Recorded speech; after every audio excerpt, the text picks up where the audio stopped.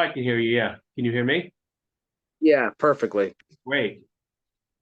Yeah, I'm new at this. No, I haven't done this in a long, long time, especially on this computer. But Yeah.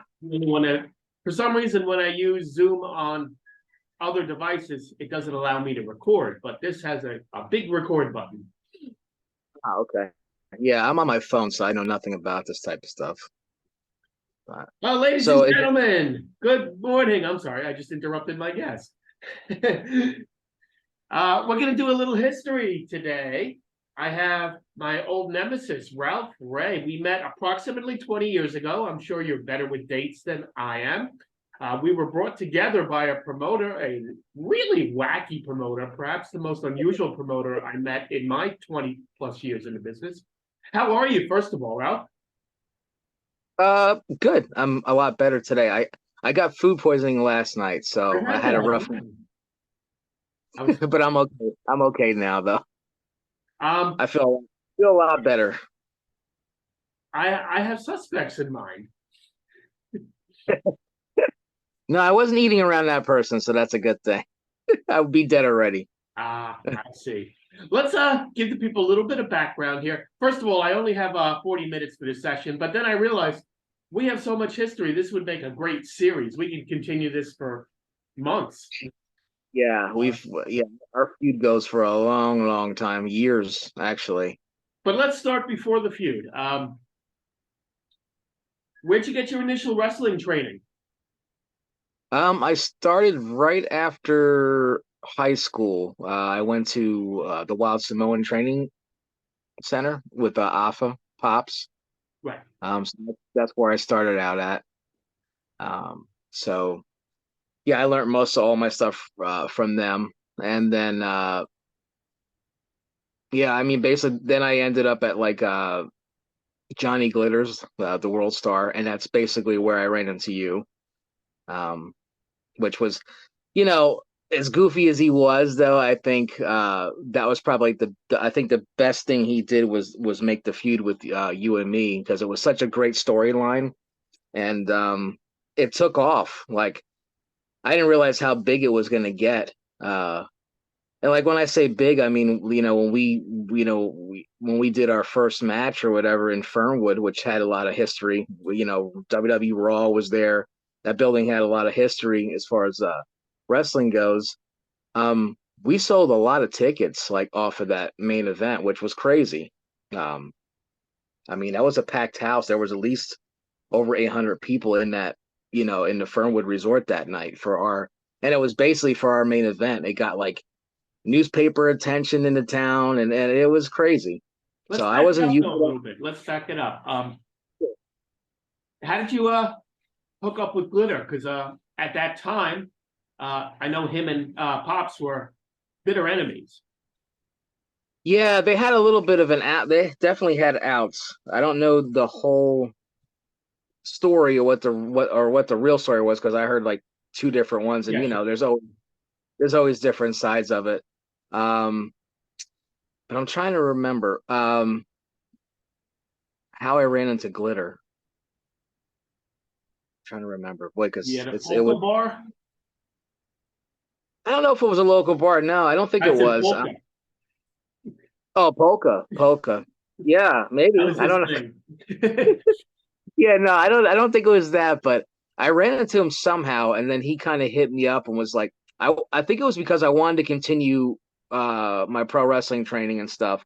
Like there was like a little like when I was at the Wild Samoan Training Center at the time, um I had a house fire in the early years that I was there, and I had to take some time off. And when I wanted to come back to training, because I did have to take time off because I had to restart my whole life, try to find a place to live again, and all that stuff. So um, I took a lot of time away from the Samoan Training Center. So when I did want to come back, they wanted like it was like a reinstatement fee or something just to restart training. And at that time, I really couldn't afford it. Right. Um, so I was like, shit, I can't go back there. And then I ran into Glitter, and he was like, hey, I do this, I do that. And I was like, okay, so I legit or whatever. And I went to well, he had that garage up in Dixon City, and um he had a ring there, and I started training, and a couple of the other wrestlers were going there, like Draven Blaze and them were there at the time. So I was like, oh, okay, there's guys here local, the independent scene. So I was like, all right, I'll end up over there, and that's how I met like Porter and everybody else like that from there. So I started training with him, and he was kind of like, hey, I think you're far enough that we can put you in a show and do all that stuff. And then he was just like, I got this Steve the Teacher guy, and I think it would be perfect to start a feud with him. And I'm just like, okay, yeah, whatever. I knew nothing about you, so I was like, sure, whatever. Hey, I'm game. And I thought to myself, like, a first match in front of live people, like, oh, this is gonna be scary, like you're this like nervous, like, oh, geez, But am I we gonna didn't be able have to handle? the match right away, though. There was the setup for it. Yeah, and that's what happened. He was like, yeah, you're gonna come in and I can't re I'm trying to remember the date for it, but I remember it was like I think it was like a September show. It was like and it was like you had your match. I had Um 3 matches that night. yeah, you did. Yeah, I One under remember you the hood. were a tag match too that night, weren't you? Yeah, yeah. I believe it was with James Vapor, who was a student at a school that I trained at for a little bit. Okay. Yeah, so yeah, you did that and then you had that and then I think you were out with or no, IB Green came out with you, didn't he? Yeah, he Yeah. was out there with you. He And was I like your think he one. also wrestled Joey Image that night, perhaps. I believe so, yeah. And then you had that one match with yeah, what it was James Vapor at that time. So you did your Oh, match I with him. remember. I think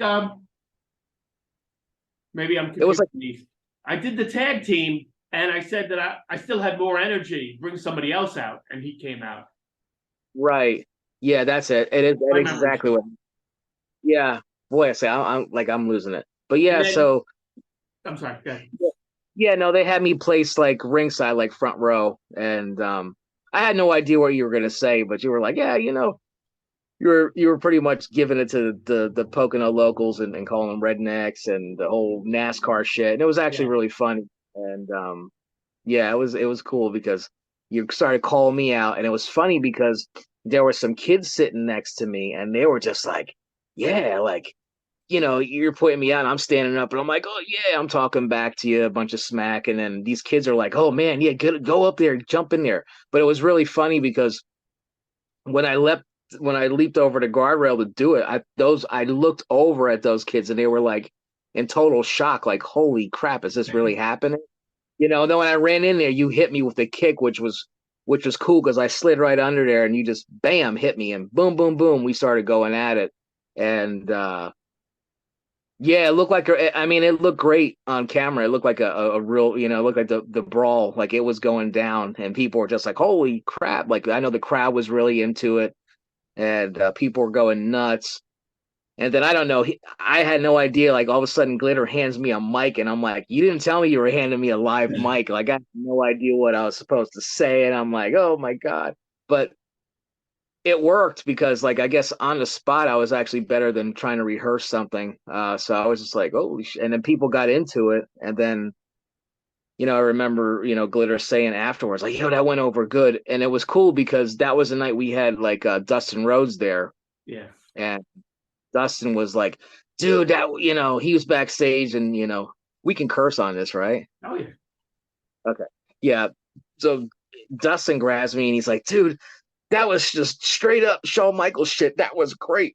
He's like, that was pure Hollywood, man. He goes, that's exactly what you needed to do out there. So I was like, oh, really? And I'm like still in shock that it happened and the adrenaline's running. And I'm going like, wow, this is a great feeling. Like it felt great to get in there. But at the same time, I remember having like before Glitter handed me the mic, it was like pure cotton mouth. I was just like, so yeah, I just was like the adrenaline was going. I had no saliva in my mouth. I'm just like, oh my God, like we just pulled this off because I could tell from the crowd they were going nuts. They ate up every single minute of it. And then when they announced that we were going to go at it in November, I think it was November. I know it was 60 days. That was the setup. Yeah, it was like I know, like I think the first our meeting, like when we first did, Yeah, I that would think it make was sense. September, November. Duh. yeah. So then we were coming back in November.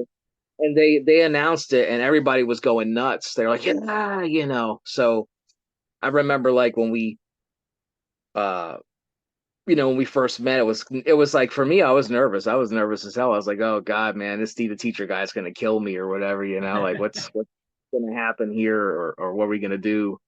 But it turned out beautiful. I mean, like that's still one of my favorite things. I think when I watch some wrestling matches of mine, I think that's like bottom line is probably one of my all-time favorites of all time. The whole feud, the whole build up to it, it was just like I said, as goofy as Glitter was, it was just perfect.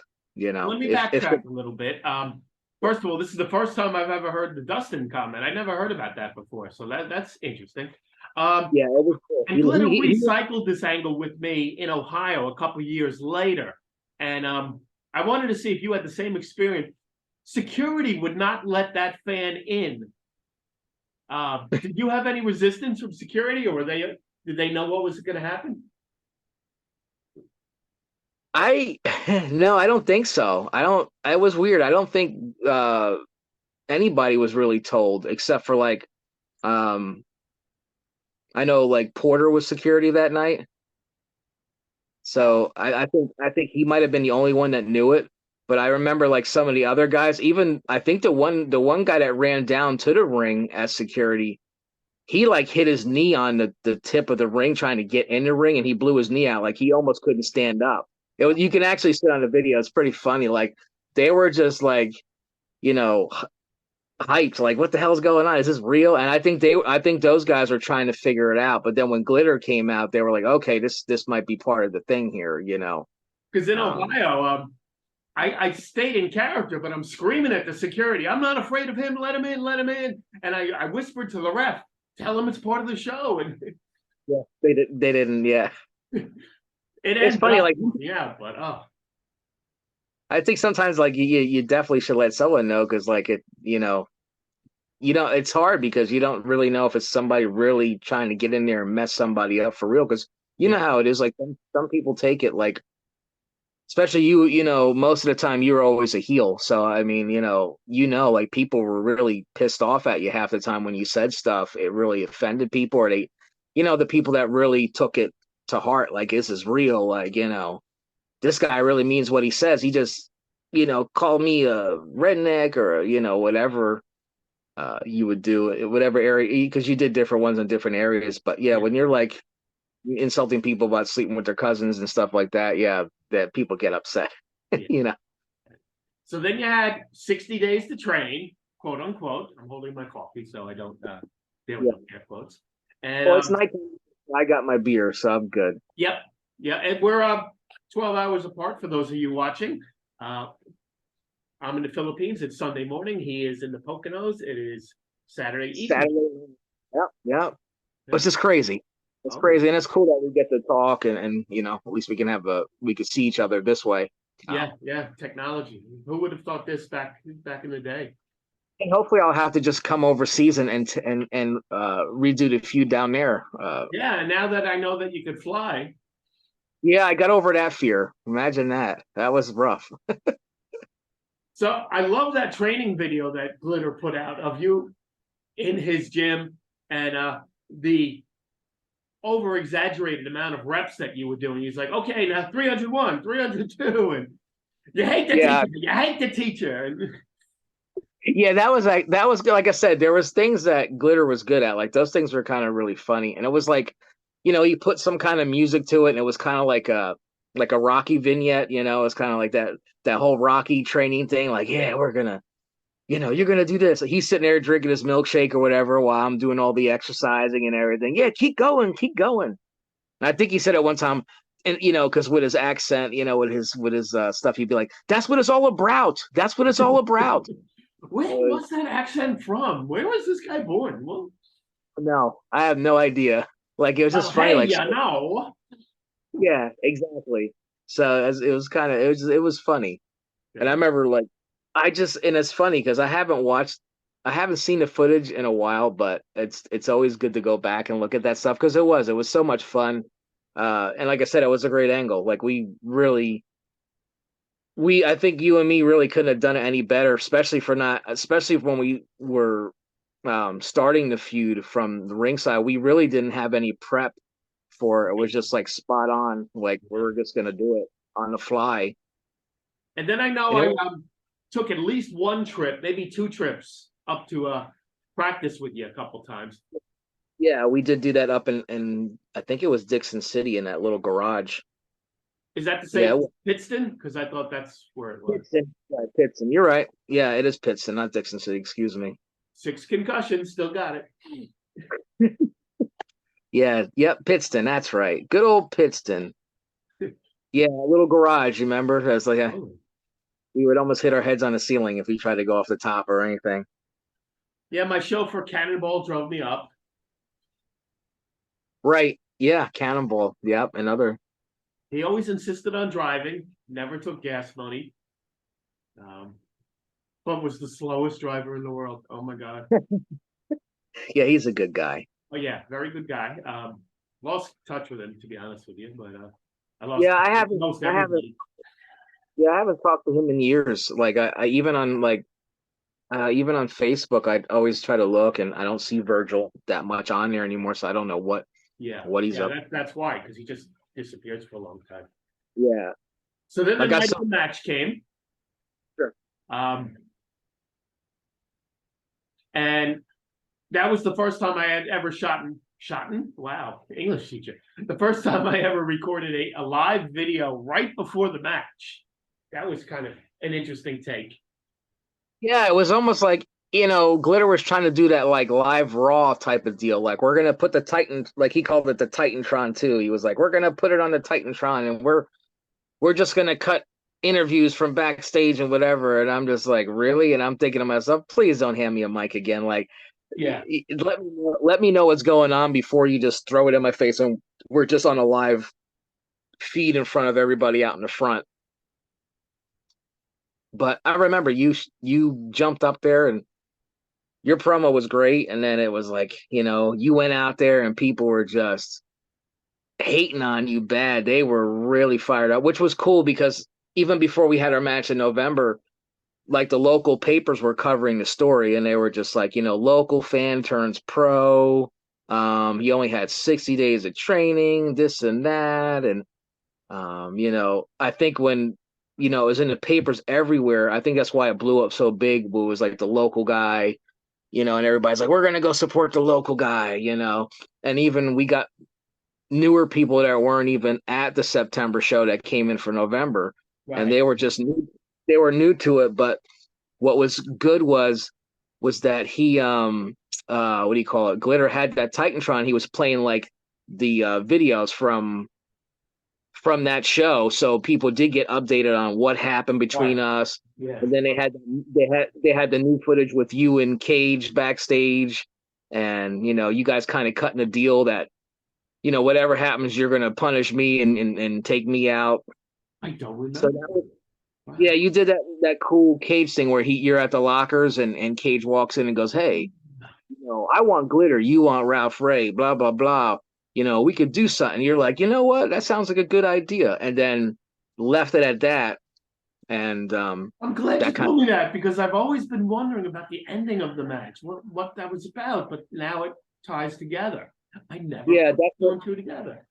yeah, and without giving any spoilers, but yeah, that's what happened. Like it was cool. Like it all fit in pretty good. And then, they cut to our interview on the Titantron, and then it was like, and I'm just trying to stay super baby face, like, yeah, I'm here for you people. I'm here to do whatever I can. And I haven't had that much training, but I'm gonna give you the best show I can. And thank you. And I appreciate everybody. And then when I came out, it was like just like everybody's on their feet. It was crazy. It was really weird because like I said, there was like 800 plus people that night. It was a packed house. And Hmm. um I saw like Ralph Ray 101 signs out in the Yeah, crowd, which yeah, I remember that. yeah, it was actually pretty hilarious. I was like, wow, and these guys are getting into it. People are hugging me as I'm coming, like people are actually hugging me, and I'm like, okay, we got people like You're defending the really, honor of NEPA. yeah, they were like in there, the people loved it and they ate it up. And I mean, even when we started our match, you were like, you were pounding the shit out of me. You were kicking my ass, and people were just like, it was funny. They were the angrier they were getting the longer the match went, and the more ass kicking I was getting. Like they were getting angry, and then every time I would come back with like a false hope and get a little move on you, everybody's like, yes, yeah. So they were really like, it was crazy. Like that to me, that night was magic because people were really they were so into that match. I mean, if you watch the footage or listen to the crowd, they were going nuts like the Yeah, whole yeah, match. that was the Nobody one thing was. that I really, because I just recently rewatched it, and I really was enthralled by how much the audience was involved in it, how They were into it. Like passionate. every move, they were into it. Like it was crazy. And that's what I was saying. Like it was magic that night. People really just ate into it so so much. They loved it. And I was like, wow. And I mean, like I'm still rewatching it, and I'm seeing that I'm doing moves that I haven't done in literally decades. And you were hitting me with a lot of different stuff. yeah, And I've tried to but it was cool. incorporate it into my most recent matches. Say, oh, I used to do a Russian leg sweep. Why am I not doing it anymore? Yeah, you just go on to other things and you forget, or you're like, hey, I could do that. Yeah. Wow, that And was it's also, I mean, now, like, now we're way older and we're like, yeah, do I really want to do that? Is, I'll throw my damn hip out now. oh yeah, yeah, yeah. Wow.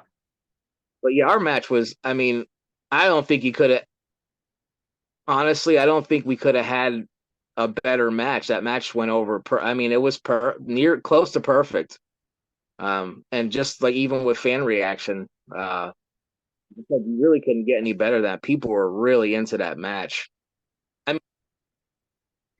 There's people as soon as the 3 count went down, people are actually jumping. Like it was like being at a live like a Raw show. People are just jumping up in the air. Their hands are going. Yeah. People are, and then the shit goes down at the end, and then it's like, oh damn, and then we were building up for another feud, which I, from what I understood, it never happened because Glitter had some kind of argument with Fernwood about the building, but I remember the show that they were going to do in December, like they had already advertised like Gangrel was coming and stuff like that. And they were having some kind of battle royal. And I remember Glitter saying something to the effect that, you're going to go in that battle royal and Steve's going to be in that battle royal and we're going to have you guys fucking end up being the last people in the thing. And it's going to end up to where I think it was going to be like a 3-way between you, me, and whoever was champion at the time for the championship belt. And that was the original plan, but then it never came into fruition. So I don't know. That's the first I'm hearing of this one too. Wow, interesting. I'm glad I Yeah, did. I'm learning. that was going to be pretty cool. And I was so looking forward to it because I was like, man, we had such a build up from that match that putting us in like a battle royal type of deal, and we outlast like 20 other guys, and it's just you, me, and then I think he was trying to do some kind of thing like a Lex Luger and Bret Hart thing where we both go over the top and our feet hit the floor at the same time. And it's like, oh no, like you fucking, this, we got to make this guys, they're going to have to fight. This is for the championship shot. And they both hit the floor. So they're both going to go into the championship. And then it was going to be a triple threat. And I forget who was the champion at the time, the heavyweight champion. Um, but we were going to go into that. And then I don't know, like it was never said who was going over, who was whatever, because it was just like, I don't know if Glitter was putting me over and I was going to get the thing and then further the feud with you because now you're pissed off. You didn't get that title. And of course, it's me spoiling it for you. So it was kind of like a build up to that. And I think Glitter knew too at the time that like just from seeing it for himself, we had the best draw at Fernwood. Like we really drew numbers with that feud. Right. Did we? I don't think so, but did we ever have any other World Star matches? No, Yeah. because that's kind of when he stopped doing the Fernwood shows, and then he was trying to do other shows elsewhere, but it's like how it is. Like sometimes when you burn your bridges everywhere and the word gets out, nobody wants you going to their buildings no more. Right. And I think that was what the Fernwood deal was when he had that show with us. I don't know, I don't know the whole story behind it, but I remember the one guy in charge of Fernwood had said something to me to the effect that, money was promised off of each ticket, and they had a big money draw, and I guess, they made some good, because like I said, there was over 800 people in the building that night. So I guess because it was a big number, money was kept and wasn't given. It was like, I'm keeping it. Fuck that. I'm not doing, so it wasn't like they honored what the building wanted out of it. So that's how that's what I don't know. I never heard glitter story on it or nothing, so I don't really know, but that's what I was told by like the people at Fernwood. Right. So our next part of the feud was in WXW, Yes. and you were the one who connected me. You were the one who got me in. I know that, and I appreciate Yeah. Yeah, because what happened was I was over there in WSW, and like I had a couple of matches on his like local TV shows and stuff.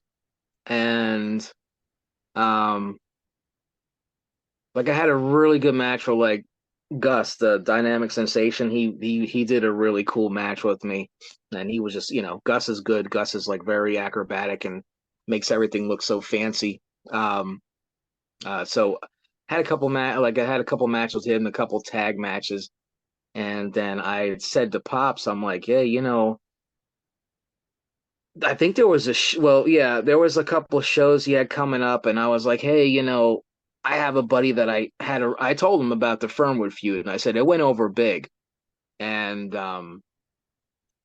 he was like, okay, he's like, do you have any footage from the match? So I did. I gave him some footage from that match we had in Fernwood, and he saw it, and he came back, and he said to me, he goes, so I'll tell you, he told me, he said, I'll tell you, son, that he's like, I'm impressed. He's like, the crowd was really into it. So that's what started where he's like, yeah, you know what? Let's get Steve the teacher in my stuff and see whatever. And I was like, cool. And then it was cool because then he brought you in and then he gave you like he had that match with Doink, I think, yeah, at the one. at the So Fernwood he was again. giving so he was giving you good shit. And I was like, oh, cool. And exactly, I seen like the guy from Fernwood came to AFA's in Scioto training camp and was like, "Hey, I'm back. I'm gonna work with so and so." And I was like, "Oh, cool," because now I ran into him again in a different promotion. And then yeah, they brought you in, and we had we had our one-on-one match, which was cool because a lot of the same people that were at the Fernwood one were at that little Scioto show that we had our one-on-one match at. So it did go over well, and people were kind of happy that you were back. They were happy we were feuding again. And then we had like that. I remember we had that 6-man tag match too. You remember that one? When I was tagging with Sean Spears and forget who you were with. Was that the when I was with Joe Morocco? Yeah, that was. Yeah, you were. Yeah, that's who it was. It was Morocco and what's the other guy's name? Because it was me, Sean Spears, and this other kid. Now I can't remember his name. And it was you, Joe Morocco, and Brandon. I forget his wrestling name. The blonde haired kid. All I remember is Joe. Yeah, Joe. So we had that 6-man tag, which was pretty cool. And then let's see, it was We kind of funny. started something where I don't know if you called me into the ring or I called you, and we were gonna do a partnership, but then it never came to fruition. Yeah, that was one thing. I remembered. I was just gonna say that. And then they had some it was the guy who wrote this, the guy that they put in charge of. It wasn't so much an idea by Pops. What was his name? Doc, whatever Doc his name was. Daniels, I think was his Yeah, name. yeah. Doc Diamond is somebody else. Yeah, I think it was Doc Daniels. I forget. He had some kind of stupid idea. Like it was kind of dumb. He was like, because we were feuding, and it was like all of a sudden, like one episode later, I decided I'm going to join you or something, and he was like, yeah, he was telling me something about it too. He was like, yeah, you're gonna go do you're gonna put these like Dudley boy glasses on with the tape in the middle, and you're gonna be like a high school reject joining the teacher with a shirt and a tie, and everything. And I went along with it. I was like, okay, yeah, whatever. But it was kind of like, um, I think there was a couple guys in the back that didn't like me, so they were trying to make me look like they were just trying to, you know how it is in the business. If they don't like you backstage or something, they're gonna try to down you and make you just use you for stupid shit and kind of whatever. So I was like, okay, yeah, whatever. And I figured that's what it was. Um, and yeah, they ended up doing that thing, and then he was like, I don't know, he messaged me or he called me, and he was like, okay, this week you're gonna wrestle Jeff Coleman. You're gonna get squashed. You're gonna do this new gimmick under Steve's thing or whatever. And I was like, okay, so I'm under Steve's regime. I guess you were supposed to be outside the ring with me, like managing me, and I was supposed to get squashed really quick, and like it was, you were going to be really kind of pissed off at me. And then they went and changed it. They went and changed the whole thing, and it was Frankie V. Remember? Yeah, yeah. Wrestle Frankie V under that thing, and then Frankie beats me, whatever.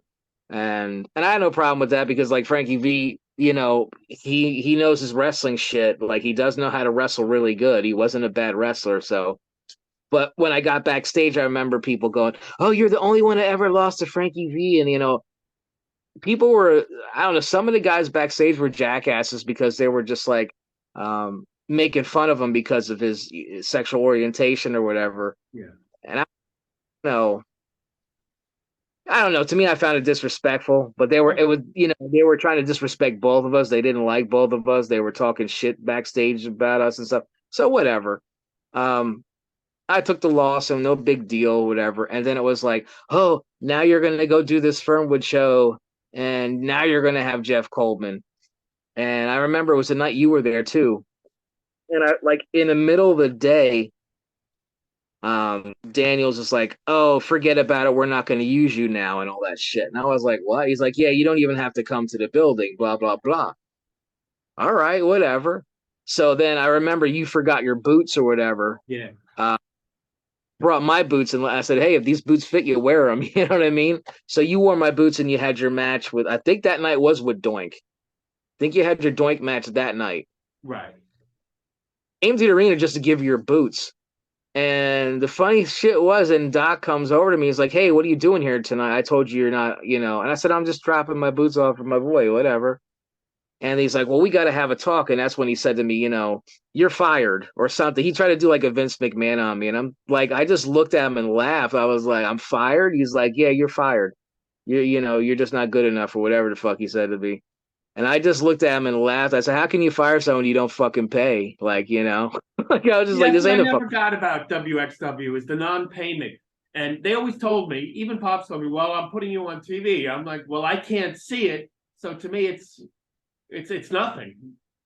I've never seen any of my WXW matches to this day. I think you were on like two of them. I know, and I think they aired too, because I remember seeing them. Yeah. But it was just funny because, yeah, Doc was this thing where he's like, oh, we don't need you anymore. You're fired. And it didn't come from Pops. It came from him. Yeah. And I was just like, wow, that's kind of fucked up. Like, you don't even pay me, dude. Like, right. Yeah. I never truly felt comfortable there, to be honest with you. I thought the locker room was a lot of WWE wannabes, right. people who I had met elsewhere and didn't really get along with. Kevin Matthews, I knew from Brooklyn, and who was he? Just a lot of people who EC Negro was there at the time. Right. I just felt like they thought they were better than me, which they probably were in retrospect, but the attitude. And then yeah, I don't care how good of a wrestler you are in the ring or whatever, but like, one of the things that we're always taught or we're supposed to be taught is respect. Yeah. And there was a lot of guys that didn't have respect. Like there was guys, and I know there was guys there that did not like me one bit. Like they made it obvious too. So it was never like you said, it wasn't really very welcoming. No. And you know what else drove me nuts? We're running very short on time here. Having to cut the promo with my back towards the audience. The hard cam was the opposite direction. And I hated that because I feed off of the people and I can't even see them. It was so stupid. Yeah. Yeah, there was like, you know, there was things that didn't make sense, but a lot of the times, like I said, like the Doc Daniels was the one like trying to call the shots and be like the bigwig there or whatever, and I don't know, like he just, you don't want to have someone that's in charge that always has personal feelings with people because then they're just taking it out on everybody, and you're not being professional. Like everybody deserves a fair shake on the roster, not you Yeah. know did that Frankie V thing with me. It was like kind of to degrade me and everything. And I'm like, I don't feel degraded. So what? Like Yeah. a guy, Good match, good show. Fans liked it. That's all that matters. yeah. It was actually a funny match, honestly. I mean, we did some funny spots in there where he's spanking my ass or whatever. People expected that shit. Yeah, sure. we can get upset by it, whatever. It is what it is. Like. But it's just like the childish shit that he would do just to try to like rib you or put you down is like, okay, guys, whatever. But And yeah, I think that was. Go ahead. I was going to say, I made my departure from there shortly after you. I maybe lasted another month or two at the most. Um, Yeah, Going into it, I knew that I was not permitted to work World Star and WXW at the same time because of the heat between Glitter and Pops. Um, yeah, and that was Pop's rule. Glitter didn't care, or at least he never said it to me. He said I could wrestle wherever I want. And I right. remember doing the one show, maybe it was the Fernwood show, and on a Friday night, and then getting straight into Cannonball's truck and driving to Ohio to do a World Star show the very next night. Right. And Doc found out about it, and that was the last time I was ever booked. And I understand why. I took the chance, but I Yeah. figured I got to stay with the person who's letting me work wherever I want to work, as opposed to telling me Yeah. I can't go some. Even I'm jumping the story here, but later when you started with RPWF, he never told me I couldn't wrestle for you. Right. Yeah. He That's didn't what I'm like saying. Like, it, and he voiced that opinion, but he never told me I can't. right. Yeah. I don't like.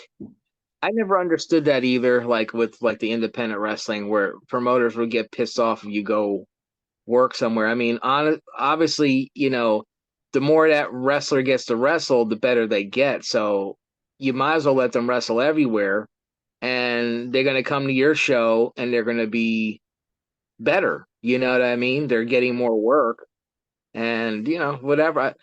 And I had like, even when, like doing the RPWF, that was something that was always an argument with, the other person. I'm not going to name anybody, Yeah. but it was always something like that control thing. And I'm like, that's not what we're supposed to be doing. It's not a control thing. Like, we don't own these people. So everybody, I mean, that's why we call it independent, right? Like, we're all supposed to be independently going wherever we want to and doing as much exposure as we're supposed to get as much exposure as possible if you're going to be an independent pro wrestler. Like, the goal is to get noticed by the big time, whether you're doing it for fun. Most people are doing it